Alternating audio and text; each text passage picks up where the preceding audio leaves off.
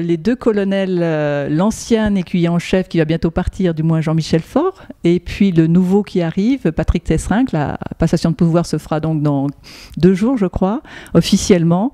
Jean-Michel, vous êtes resté 8 ans à la tête du Cadre Noir. Quels sont les faits marquants de ce passage ?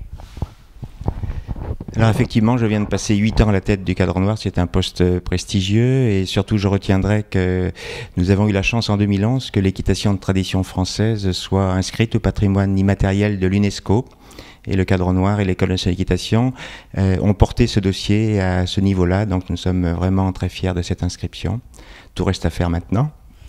Mais je garderai également en mémoire pendant ces 8 années le fait qu'on ait pu réunir 2 fois de suite à Bercy, en 2007 et en 2012, les 4 écoles européennes. Donc c'était une première mondiale en 2007, je venais pratiquement d'arriver, et nous avons réussi la performance de le renouveler une 2e fois en 2012, et c'était 2 très grands moments d'émotion pour moi. Alors vous pouvez peut-être rappeler quelles sont les 4 écoles dont on parle ? Alors, des 4 écoles bien entendu dont on parle, la plus ancienne c'est l'école de Vienne, qui valorise les Lipizzans, les fameux Lipizzans, cette race issue de la race espagnole. L'école bien entendu de Jerez, en Andalousie, qui valorise elle les pures races espagnoles. L'école de Lisbonne, qui elle valorise les Lusitaniens Alter Real, et nous-mêmes le Cadre Noir, qui nous situons juste après l'école de Vienne, puisque nous avons pratiquement 200 ans d'existence. Merci Jean-Michel. Alors Patrick, vous venez des États-Unis, vous êtes arrivé à Saumur il y a 1 mois seulement, et l'avenir vous appartient. Est-ce que vous pouvez retracer un petit peu votre passé sportif et militaire, et puis ce que vous attendez de cette nouvelle fonction ?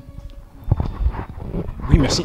Donc, ma carrière militaire, j'étais passé au Cadre Noir il y a fort longtemps, entre 88 et 92. Et puis, j'ai continué une carrière militaire très classique et qui m'a amené effectivement à travailler en France et à l'étranger, essentiellement en état-major. En Belgique, à l'état-major au quartier général de l'OTAN, et puis récemment aux États-Unis auprès du centre doctrine de l'armée de terre américaine.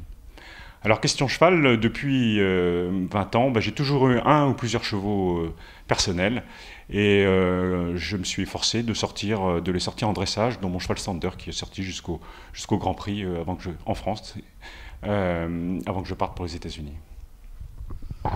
Très bien, et alors donc maintenant, nouvel écuyer en chef du Cadre Noir, le 37e.